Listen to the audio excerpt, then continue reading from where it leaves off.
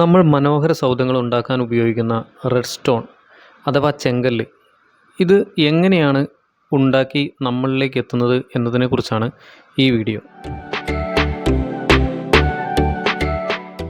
ആദ്യം നിലം JCB കൊണ്ട് ലെവലാക്കിയിട്ട് ഒരുക്കിയിട്ട സ്ഥലത്ത് ഇതുപോലെ ചെറിയ കുറ്റികളടിച്ച് ആ കല്ലിൻ്റെ അളവിനനുസരിച്ച് നീളത്തിൽ ചരടുകൾ കെട്ടുകയാണ് ഇവർ ചെയ്യാറ്.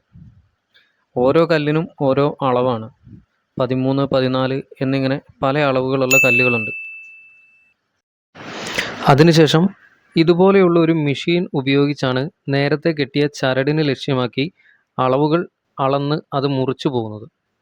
നേരെയും കുറുകയുമുള്ള ലൈനിൽ ഇത് വെച്ചിട്ട് വരയിട്ട് മുറിച്ചു പോകും.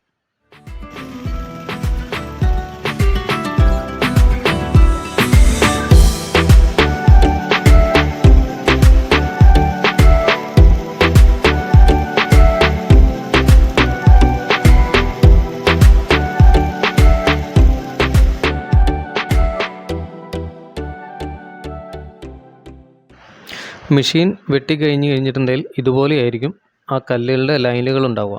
ഇതായിരിക്കും ആ കല്ലിൻ്റെ അളവ്. കല്ലിൻ്റെ നാല് വശങ്ങളും ഇതുപോലെ മെഷീൻ ലൈനിട്ട് വരഞ്ഞ് മുറിച്ച് മാറ്റും. തുടർന്ന് ഇതുപോലെയുള്ള ഒരു റെയിലിൽ ഉണ്ടാക്കിയ ഒരു മെഷീൻ ഉപയോഗിച്ച് നേരത്തെ വരഞ്ഞു വെച്ച കല്ലിൻ്റെ അടിഭാഗം കൂടി ചെത്തുന്നതോടുകൂടി ചെങ്കല്ലായിട്ട് അത് രൂപമാറ്റം വരികയായി. തൊഴിലാളികളുടെ കഴിവും പ്രവർത്തന പരിചയവുമാണ് ഓരോ കല്ലും ഇതുപോലെ ഒരേ അളവിൽ വെട്ടിയെടുക്കാൻ സാധിക്കുന്നത്. ഒരളവിലുള്ള മാറ്റം കല്ലിൻ്റെ രൂപത്തെ തന്നെ മാറ്റിക്കളയും. ഇതിൻ്റെ രൂപത്തിനും വൃത്തിക്കും അനുസരിച്ച് 3 വിധത്തിലുള്ള കല്ലുകളാണ് ഇപ്പോൾ നിലവിൽ മാർക്കറ്റിൽ അവൈലബിൾ ആയിട്ടുള്ളത്. First quality, second quality, third quality എന്നിങ്ങനെ 3 തരത്തിൽ കല്ലുകളെ തരംതിരിച്ചിട്ടുണ്ട്.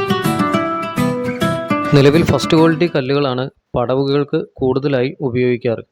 നമ്മുടെ നാട്ടിലെ വീടുകളും മറ്റും നിർമ്മിക്കാൻ കൂടുതലും ഉപയോഗിക്കുന്നത് ഫസ്റ്റ് ക്വാളിറ്റി കല്ലുകളാണ്. മറ്റു കല്ലുകൾ ആവശ്യാനുസരണമാണ് ഇവർ നൽകാറ്.